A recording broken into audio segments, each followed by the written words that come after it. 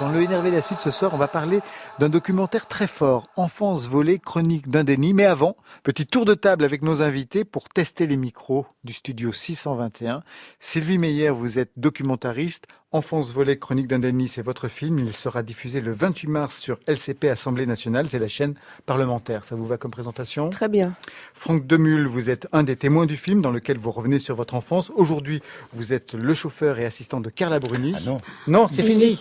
Il n'est plus. Vous aviez signé il y a 10 ans votre récit Un petit tour en enfer, paru aux éditions du Moment. Ça, Voilà. c'est bon. Voilà. Yelena, vous êtes youtubeuse, vous avez votre propre chaîne, Elana la prophétie, et vous êtes, vous aussi, l'une des témoins du film de Sylvie Meyer. C'est bon. Nickel. Mie Koiyama, vous êtes journaliste, membre fondatrice de l'association et du site Moi aussi Amnésie. Ça vous va? Très bien. Et enfin, Muriel Salmona, vous êtes psychiatre, autrice, entre autres, du livre Noir des violences sexuelles chez Duno. Oui, et puis peut-être présidente de l'association Mémoire traumatique et victimologie. Parce que c'est avec cette association-là que je Prenez fais la tout. parole. Voilà, Exactement. Je prends la parole. Alors hier, avec nos invités et Christophe Bourseiller, nous évoquions les scandales pédophiles de l'Église. Ce soir, nous revenons sur le sujet, mais avec un autre angle, en écho à un film très fort, Enfance volée, chronique d'un déni, qui sera diffusé jeudi 28 mars sur la chaîne LCP et qui est présenté aujourd'hui à des députés et à des sénateurs pour faire avancer le débat au niveau pénal, notamment pas de délai de prescription pour pouvoir porter plainte.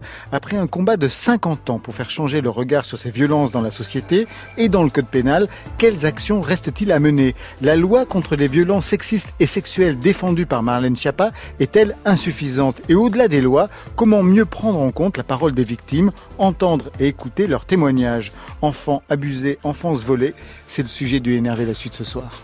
France Inter, le nouveau rendez-vous, Laurent Goumard. Benoît Laganne.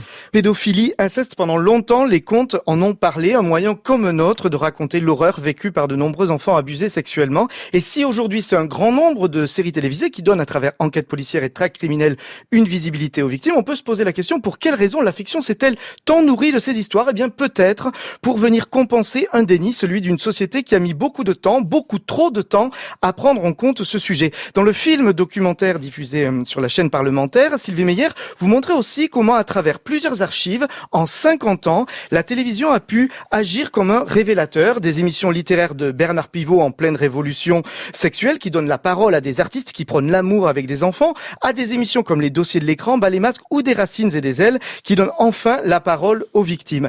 Eva Thomas, le 2 septembre 1986, a été la première à la télévision dans l'émission Les Dossiers de l'écran à raconter l'inceste, le viol commis par son père quand elle avait 15 ans. Elle a témoigné, elle a écrit un livre, elle a fondé une association, SOS Inceste, et Simone Veil, en 1992, écrit à Eva Thomas. On écoute sa lettre, elle est lue dans votre documentaire par Alice de Langsin. J'ai bien reçu votre lettre m'expliquant combien ce que j'avais exprimé à propos du silence sur les camps de concentration vous rappelait votre propre expérience. J'ai été très touchée. J'ai été pendant 7 ans magistrat à l'administration pénitentiaire.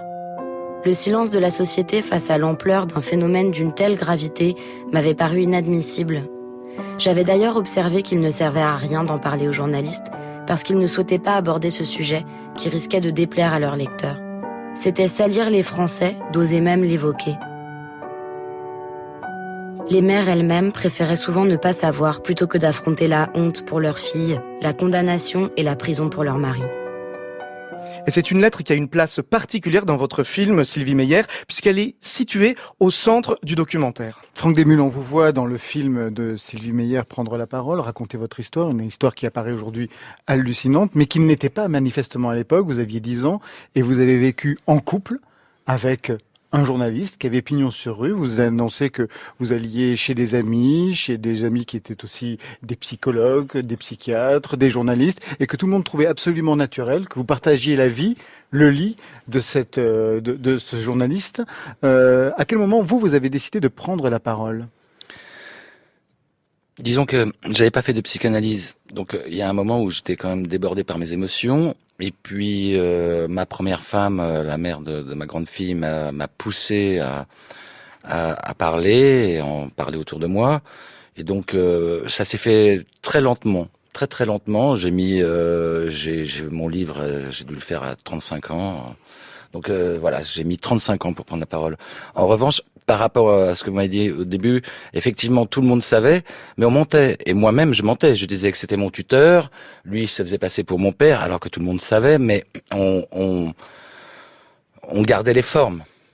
Mais en revanche, oui, on Mais était pour un autant, vrai... tout le monde savait. C'est ça qui était très difficile pour l'enfant que vous étiez, parce que vous aviez l'impression qu'en fait, c'était normal. Tout le monde savait, et c'était normal. On fréquentait quand même un milieu où il y avait une ouverture d'esprit très grande, parfois peut-être trop grande, mais oui, c'était normal. Et tous les dîners qui avaient lieu à la maison, toutes les vacances, machin, personne ne m'a jamais posé une question. Muriel Salmona? Oui, c'est ce qui est habituel. En fait, c'est la présentation, la mystification, la mise en scène du système agresseur qui fait office de réalité. Et c'est ça la vérité qui est imposée à tout à chacun et que personne ne remet en question. Et on se préoccupe pas de poser des questions à des enfants. C'est-à-dire que si on leur posait des questions systématiquement, fréquemment, ils pourraient parler. Mais rien que le fait de jamais rien dire et de détourner le regard, ça les laisse dans une situation où cette loi du silence s'abat sur eux d'une façon hyper efficace. Yelena, pour prendre la parole, vous utilisez YouTube. Comment c'est arrivé le fait de prendre la parole par ce biais-là? Qu'est-ce que ça a facilité? Au départ, déjà, moi, j'étais pas du tout. Je suis absolument pas médiatisée. Donc, YouTube est une plateforme où c'est beaucoup plus facile un inconnu, une personne complètement lambda peut ouvrir sa chaîne de manière totalement gratuite et s'exprimer sur plein de sujets différents. Donc moi j'ai commencé par parler de sujets un peu tabous. J'ai très vite, d'ailleurs, il me semble que c'est la première vidéo de ma chaîne, c'est mon témoignage sur l'inceste, sur ce que j'ai subi. Et au départ, j'avais une chaîne avec peut-être une centaine d'abonnés pendant plusieurs mois, voire plusieurs années. Et cette vidéo-là, malgré une toute petite chaîne absolument pas regardée sur mes autres vidéos, celle-là a fait plus de 45 000 vues. Ça a été assez rapide. J'ai vu qu'elle était vite regardée. Et donc je pense que c'est ça aussi qui m'a motivée à continuer, à faire plus dans la prévention. Maintenant, quand je parle de questions clés, des questions telles que pourquoi les enfants n'en parlent pas, pourquoi les adultes ne s'en rendent pas compte. Voilà, j'évoque beaucoup ces sujets-là. Et YouTube est une plateforme où c'est simple. En fait, j'ai trouvé ça simple. D'autant plus que dans votre famille, personne ne vous croyait à l'époque. Au départ, personne ne me croyait. Par contre, quand j'ai ouvert ma chaîne YouTube, mon grand-père avait déjà avoué les faits. Donc, pour le coup, ma famille me croyait quand même, à ce moment-là, me croyait déjà, oui. Mais effectivement, pendant mes premières années de plainte, personne ne me croyait. Sylvie Meyer, c'est par YouTube que vous avez rencontré Yelena? Oui. En fait, au départ, je voulais des enfants. Et c'était très compliqué de trouver des enfants qui témoignent. Et du coup, je me suis dit que j'allais prendre des archives avec des enfants. Ouais, on en voit d'ailleurs. Oui, toutes les archives, quasiment, il y a des enfants. Et je me suis dit que j'allais prendre quelqu'un de majeur. Et je suis tombée sur une vidéo de l'Elena qui était dans un abribus. Et elle se faisait livrer une pizza. Et elle racontait, elle se filmait avec son téléphone, c'était la nuit. Et elle disait au livreur, c'est là, j'habite là. Et le livreur lui dit, mais où? Je la livre où? Et elle dit, mais là, j'habite dans l'abribus. Et elle le regarde et elle lui dit, mais c'est beaucoup moins dangereux d'habiter là que dans un appartement enfermé. Et voilà, c'est comme ça que j'ai été impressionnée par sa rudesse. Et par sa prise de parole. Alors, ce qui est très intéressant dans le documentaire, c'est qu'il y a donc des témoignages, mais il y a aussi une mise en perspective historique, et notamment 50 ans de 50 ans de silence, on pourrait dire. Je voulais juste qu'on écoute un extrait de ce qui pouvait se passer, dans les années 70 à la télévision. Le philosophe René Scherrer dénonce en 1974 sur le plateau de Bernard Pivot la domestication de l'enfant. En fait, on a fait à l'enfant une condition absolument monstrueuse, une condition... L'enfant est piégé. Il est piégé. Il est clos entre deux univers, l'un qui est celui de la famille, l'autre qui est celui de l'école. Et je mets au défi quiconque n'a pas une famille d'avoir quelque relation que ce soit avec un enfant. Dans ce contexte, quelques-uns profitent de l'occasion pour afficher ouvertement leur intérêt pour le corps des enfants. Je voudrais dire deux choses. La première, je ne crois pas avoir écrit un livre de cynisme, mais un livre de tendresse. Et deuxièmement, je vous dirais qu'il y a beaucoup d'autres façons de pourrir un gosse que de coucher avec. Mais je vous assure. Ce discours pédophile s'inscrit dans une perspective révolutionnaire. En lui offrant une tribune, le journal Libération est poursuivi pour outrage et publie en mars 79 un numéro qui recense fièrement tous ses articles attaqués. J'ai des amis compréhensifs qui me confient la garde de leur petite fille de 8 ans. Ils sont parfaitement au courant de mes goûts. Ils voient que la petite m'aime, ils n'en prennent pas ombrage. Ils disent que ce qui compte, c'est le désir de la petite. Muriel Salmona, vous êtes intervenante dans le film, mais vous avez été aussi spectatrice. Comment vous avez regardé ces images de l'époque, ces images d'archives des années 70 et de ce qui se disait dans les journaux, dans Libération notamment, et à la télévision? On a beau le savoir, parce que on sait, on le bien sait. entendu, on connaît effectivement aussi ces pétitions qui ont été faites, mais c'est à chaque fois un choc. Enfin, c'est tellement horrible, enfin, c'est tellement épouvantable d'entendre ce discours décomplexé et qui fait complètement fi de tout ce que l'enfant peut vivre, subir, de l'extrême violence. Enfin, c'est vraiment justement, je reprends ce côté mystificateur où à la Orwell, en fait, on transforme l'horreur en quelque chose de bien, c'est la liberté, c'est bien pour l'enfant, c'est même pour leur bien, et les empêcher d'agir, ce serait vraiment contraindre l'enfant et l'empêcher de vivre quelque chose d'extraordinaire. Et alors qu'ils savent très bien ce qu'ils font, ils savent très bien ce qu'ils ont dans la tête, ils savent très bien que ce qui les excite, c'est de faire l'horreur, de dégrader les enfants, de commettre des actes vraiment inhumain, mais c'est un discours qui faisait bien et qui passait. C'est le discours qu'on vous tenait, Franck Demulle, quand vous étiez enfant? Absolument, c'est-à-dire que en plus, moi, j'ai quand même eu la chance de finir mon cheminement tout seul. C'est-à-dire que j'ai revu mon pédophile et je lui ai demandé comment il a pu me faire ça. Et c'est exactement ça. C'est-à-dire que c'était pour mon bien, que j'avais une mère défaillante, que moi, j'étais un garçon difficile, que j'aurais pu tomber dans la délinquance, que il m'a aidé, il m'a cultivé, il m'a obligé de continuer à aller à l'école, en fait, il m'a sauvé quelque part. Dans sa tête, il me disait qu'il m'a sauvé. Il a quand même pris aussi en compte l'époque. Il m'a dit que c'est vrai que maintenant, c'était plus pareil, mais à cette époque, il y avait une certaine permissivité, tout à fait. Ouais. Et donc, il se sentait pas coupable. Honnêtement, quand on a parlé, on était amis, puisque le temps avait passé. Enfin, amis. On était égaux. Voilà, physiquement en tout cas. Et donc, en aucun cas, il m'a plutôt dit que j'avais eu de la chance. Mieko Iyama, comment vous percevez aussi cette époque, ce moment-là de l'histoire en France? J'ai toujours tendance à réagir de façon un peu émotionnelle, notamment en écoutant Gabriel Maznev qui parle de tendresse. Parce que c'est vrai que c'est une époque comme on le voit très bien dans le film, enfin comme c'est dit dans le film, où cette libération sexuelle a favorisé l'arrivée de toutes sortes de pervers et l'abandon total de tous les enfants qu'on a été. Moi aussi, j'ai été violée en 1977. Donc, je veux dire, c'est aussi une époque qui a permis aux crimes sexuels sur mineurs de se passer dans un silence de mort et une souffrance totale, quoi. Les députés ont décidé en France de voter une loi sur les infractions sexuelles, je crois assez importante en 98, qui prévoyait d'un côté de renforcer la répression pour les auteurs, mais qui prévoyait toute une série de mesures en faveur des enfants victimes. Le nouveau rendez-vous, la loi Schiappa sur les violences sexuelles et sexistes a bien été votée. Laurent Goumard. Les victimes mineures de viol ou d'agressions sexuelles pourront désormais porter plainte jusqu'à 30 ans après leur majorité, contre 20 ans actuellement. Pour que quand vous avez été victime de viol dans votre enfance, vous ayez le temps d'aller déposer une plainte et de judiciariser. Sur France Inter. Enfance volée, enfants abusés, un documentaire va être diffusé bientôt sur LCP, chronique d'un déni. Il est présenté aujourd'hui aux députés et à quelques sénateurs. J'imagine que ce n'a pas été facile de leur proposer ça, Sylvie Meyer. Vous êtes la documentariste, comment ça va se passer? Pas du tout, c'est par Millet qui connaît une députée, la députée des femmes, Sophie Oconi. Mieko Iyama, ouais. Elle a vu le film et c'est elle qui a organisé cette projection. Qu'est-ce que vous en attendez de cette projection? Qu'est-ce que vous voulez faire changer en fait? Moi en premier, mais je pense que Muriel et Millet connaissent mieux la question. Moi en premier, ça serait un âge en dessous duquel on ne touche pas un enfant. Qui n'a pas été voté, qui devait être voté cet été. Elle n'est pas passée. Muriel Salmona?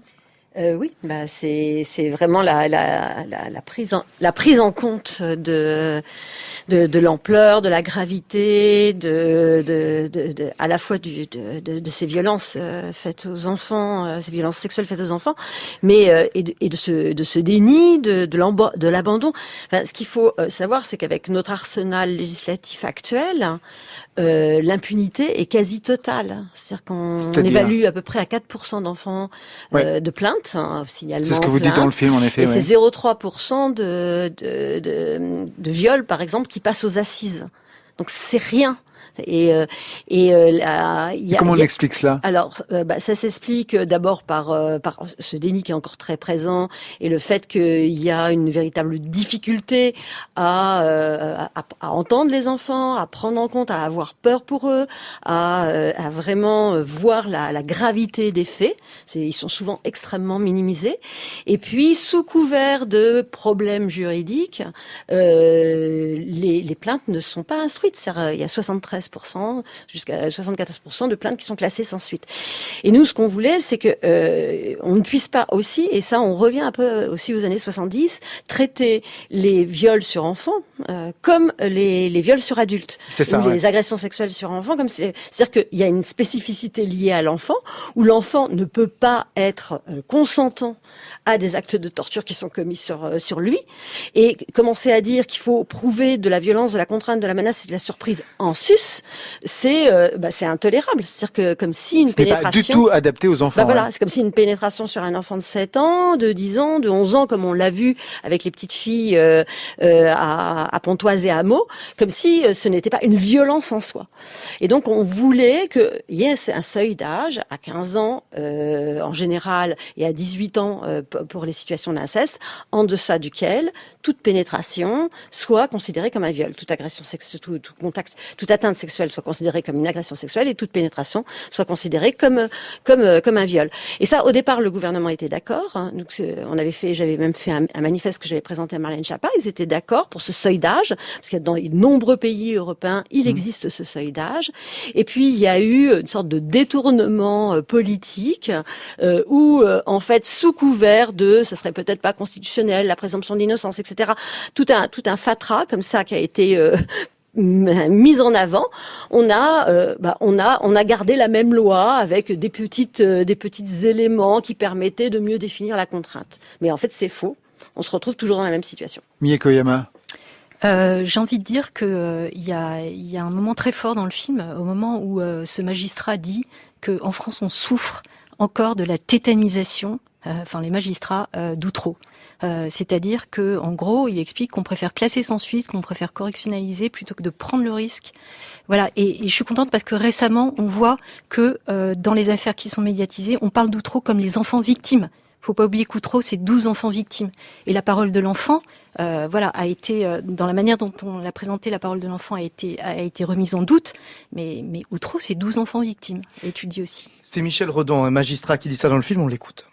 Ça a eu pour conséquence une sorte de tétanisation, de crainte permanente qu'on a instillée chez les jeunes magistrats, notamment, de faire comme celui qui a été cloué au pilori, montré comme l'auteur de la plus grave erreur judiciaire du siècle. Voilà. Donc finalement, on arrive à ce résultat, c'est qu'il y a un très grand nombre d'affaires qui ne sont pas suivies, qui sont classées sans suite, qui font l'objet de non-lieu, parce que c'est moins risqué que de renvoyer quelqu'un devant un tribunal et de se faire accuser d'avoir commis une erreur judiciaire. Mais je pense qu'il n'y a pas plus d'enfants qui mentent. Il n'y a pas plus d'enfants qui inventent des histoires. Et je pense que les agressions sexuelles sur mineurs, elles n'ont pas diminué. Muriel Salmona. Oui, je voulais rappeler aussi que là, on a appris en 2018 que depuis 10 ans, les condamnations pour viol avaient diminué de 40%, ce qui est énorme. Donc depuis 2009, donc dans le sillage aussi d'Outreau et de cette instrumentalisation d'Outreau pour dire oh là là, maintenant on fait très attention en quelque sorte, et que du coup j'ai fait un article d'ailleurs qui s'appelle comme ça, c'est-à-dire les juges n'ont pas peur, ils n'ont pas peur de ne pas protéger les enfants, de ne pas condamner des violeurs qui vont continuer à violer, et on se retrouve avec des chiffres mais d'une ampleur phénoménale et une augmentation énorme de tous ces enfants victimes. Alors vous avez porté plainte, Yelena, contre votre grand-père, on en parle dans le film, cela fait 8 ans, où en est la procédure aujourd'hui ? Moi, on m'a proposé il y a quelques années en arrière, justement pour reprendre les propos de Sylvie et de Muriel, on m'a proposé de correctionnaliser l'affaire, donc en gros que ce ne parte pas aux assises mais au tribunal correctionnel, que ce ne soit pas considéré comme un crime mais comme un délit. Exactement, c'est ce que j'allais vous dire. J'ai refusé totalement.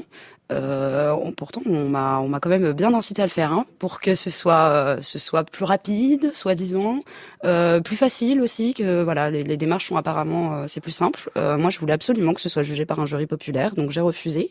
On m'a fait comprendre que je pouvais attendre jusqu'à 10 ans pour avoir le procès. Et ben j'attendrai même 15 ans, 20 ans s'il faut, mais je serai là. Voilà. Sylvie Meyer, qu'est-ce qui vous a le plus troublé quand vous avez tourné ce documentaire en fait ? Qu'est-ce qui vous a le plus surpris dans ce que vous avez appris ? La similitude des destins. Peu importe le milieu d'où on vient, peu importe le niveau d'éducation, peu importe le sexe, c'est à peu près les mêmes symptômes, les mêmes empêchements et les mêmes impossibilités d'arriver à faire les choses, les mêmes addictions, enfin plus ou moins, en tout cas une même propension à être dans les décors. Une même impossibilité à faire entendre sa voix, à rentrer dans la société. Alors à un moment donné, ça fait du bien quand on se rend compte que c'est à cause de ce qui nous est arrivé dans l'enfance, parce qu'on met du temps à s'en rendre compte, la plupart des gens oublient. Ah bah oui, il y a une personne, une fille, une jeune femme qui raconte qu'elle a été complètement étouffée, le terme revient, on comprendra si on regarde le film par quoi, étouffée pendant des années sans pouvoir parler parce qu'elle n'avait même plus de souvenirs de ce qui s'était passé. Ouais. Et donc, dans le film, ce que je voulais, c'était que ce soit des personnages. Et c'est pour ça que Caroline Champetier a été très importante, la directrice de la photo, pour faire des vrais personnages de cinéma, les héros de leur propre vie, et pour les inscrire dans la durée, avec les archives, avec les contrepoints de Muriel, dans le temps, et qu'on comprenne que c'est une lutte de chaque jour de rester en vie, et de s'imposer, de travailler, et voilà, d'arrêter d'être traité de défoncé, d'asocial, etc. D'alcoolique, oui. Alors que même que tous ces éléments sont compréhensibles quand on regarde le passé des personnes. Muriel Salmona. Oui, et ça a participé totalement au déni aussi d'invisibiliser toutes les conséquences psychotraumatiques extrêmement importantes à très long terme qu'ont ces violences sur les enfants. C'est la première cause de mortalité précoce, de dépression à répétition, de conduite addictive, de subir à nouveau des violences, de troubles anxieux très graves, mais aussi de troubles cardiovasculaires, immunitaires. Enfin, je veux dire, les conséquences sont extrêmement lourdes. La souffrance est énorme. Elle est véhiculée par une mémoire traumatique qui fait revivre l'horreur continuellement. Et tout ça, ça a été transformé.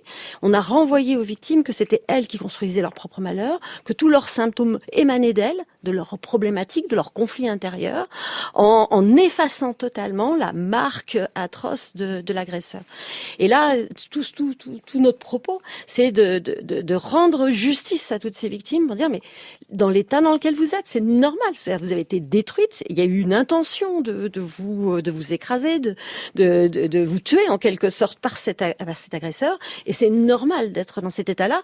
Et ce sont des conséquences aussi non seulement psychologiques, mais aussi neurologiques, endocriniennes. Enfin, il y a des atteintes du cerveau. Ça a fait un peu une révolution, parce que je veux dire, on a longtemps renvoyé aux victimes que c'était elles, leurs symptômes provenaient d'elles. Et là, on a maintenant des marqueurs qui montrent que le cerveau est atteint, qui peut se réparer, mais qu'il s'agit de faire en sorte qu'ils se réparent et de ne pas les laisser abandonnés aux pires symptômes. Oui, je voulais rebondir sur la jeune femme dont vous parliez qui a été étouffée. Il s'agit d'Adélaïde Bon et qui a vécu une amnésie traumatique après avoir été violée dans l'enfance, ce qui est aussi mon cas. Et cette question de l'oubli, elle est quand même centrale. Elle est centrale aussi pour l'imprescriptibilité des crimes sexuels sur mineurs, pour lequel on se bat, et aussi pour symboliquement cette chanson qui clôt le film Mon petit loup, où Pierre Perret dit à une victime d'oublier. Et justement, nous, les victimes, on aimerait bien oublier, mais on peut pas, en fait. La mémoire traumatique, c'est ça. Comme tu étais petite, peut-être que tu as interprété ces gestes. Alors, j'ai interprété, mais tu te fous de moi, quoi. Tu crois que je mens? Je ne dis pas que tu mens, mais je dis que ce sont des accusations très graves. Je sais que c'est grave, je suis pas d'accord, je sais que c'est grave. C'est ce qu'il a fait, on est d'accord. Enfance volée, enfants abusés, c'est le sujet du Énervé ce soir. On en parle avec nos invités. Sylvie Meyer, la documentariste du film. Plusieurs de ses témoins, Franck Demulle, Yelena, Mie Koyama et Muriel Salmona. On vient d'entendre un extrait du film Les Chatouilles d'André Abascon. Et c'est étrange parce qu'André Abascon me rappelle quelque chose de ce que vous dites, Franck Demulle, dans le film. André Abascon déclare que lorsque les agressions ont cessé, elle avait à peu près 13 ans, elle continuait à aller dire bonjour dans sa boutique à son agresseur. Et elle dit, c'est affreux la relation entre un agresseur et sa victime. Ce pouvoir qu'il a. J'imagine que vous comprenez parce que dans le film, vous dites que même maintenant, en tout cas à l'heure du film, vous aviez encore quelques tendresses pour lui. Oui, c'est la raison pour laquelle vous n'avez jamais porté plainte. Alors déjà, j'ai pas porté plainte pour. C'est-à-dire que moi j'ai été formaté, j'étais élevé dans un milieu d'extrême gauche, enfin en tout cas de militants. Donc la police, pour nous, c'était vraiment la pire chose d'aller voir la police. Donc ça, déjà, ça m'a forgé. Ensuite, mon pédophile, j'ai toujours du mal à le dire. Je dis toujours mon tuteur parce que ce mot-là c'est le mot qui vous a inculqué, me fait mal. Qui vous... Tout à fait. Ouais, c'est ça, donc mon pédophile aussi était très admiratif vu qu'il était il était journaliste et il travaillait dans un service de justice. Donc il fréquentait beaucoup de voyous. Donc on avait ce truc-là comme ça où on se prenait, où il me donnait comme si on était des hommes, etc. Donc la police était hors de question. Plus tard, quand quand j'ai épousé ma femme à 18 ans, qui elle était absolument furieuse, me conseillait d'aller voir la police, etc. J'ai jamais voulu parce que j'ai toujours eu de la tendresse pour lui. Quand je suis parti, il s'est écroulé, il a déménagé de son travail, il est parti dans des pays faire d'autres abus sexuels, des pays tourisme sexuel, on voilà. voit bien de quoi il s'agit. Et donc du coup ce déchirement de l'avoir quitté, en fait, c'est moi qui l'ai porté. C'est-à-dire que c'est pas comme si je m'étais libéré, c'est qu'en fait, je suis parti avec une charge de tristesse. C'est comme si je lui avais ruiné sa vie. Et j'ai mis 15 ans, 20 ans à comprendre que c'est lui qui m'a vraiment, c'est pour ça que le titre du film est juste, volé mon enfance. Yelena, vous comprenez Oui, je comprends tout à fait. Surtout que moi, c'était mon grand-père, donc forcément, comment ne pas aimer son grand-père, comment ne pas aimer une personne qui nous connaît depuis bébé, depuis tout enfant. Mais pour autant, je crois qu'aujourd'hui, je n'éprouve plus de tendresse pour lui. J'éprouve plus non plus de haine, tout ça. C'est passé aussi, mais j'arriverai pas, par exemple, à être à son enterrement. Enfin, je me vois même pas à l'enterrement de ma grand-mère, voilà, parce que ma grand-mère n'est pas lui, mais elle a fait le choix de rester avec lui. Et même si je comprends ses raisons, parce qu'elle était très jeune quand ils sont mis ensemble, je ne les accepte pas pour autant. Et donc oui, je comprends tout à fait Franck. À la différence de Yelena, moi je suis allé à son enterrement. Alors est-ce que c'était, je pense ne pas être allé à l'enterrement parce que j'étais particulièrement malheureux qu'il soit décédé, mais c'était pour revoir justement tous ces anciens collègues, tous ces gens qui m'ont vu grandir. Yelena, ce que vous racontez aussi dans le film, c'est que de ce qui vous est arrivé, alors ça a été tout un processus, mais vous avez pu en parler à votre mère, et là votre mère se révèle qu'elle aussi, elle a été victime de votre grand-père, et c'est ça qui vous aide à passer aussi le cap pour aller en justice. Tout à fait, ça m'a beaucoup aidé. Et autre chose, mes cousines. Je pensais beaucoup à mes cousines qui étaient plus jeunes que moi, qui voyaient régulièrement mon grand-père et ma grand-mère, et je me suis dit, je peux pas. Enfin, j'ai une cousine qui à cette époque-là, elle avait peut-être 5-6 ans.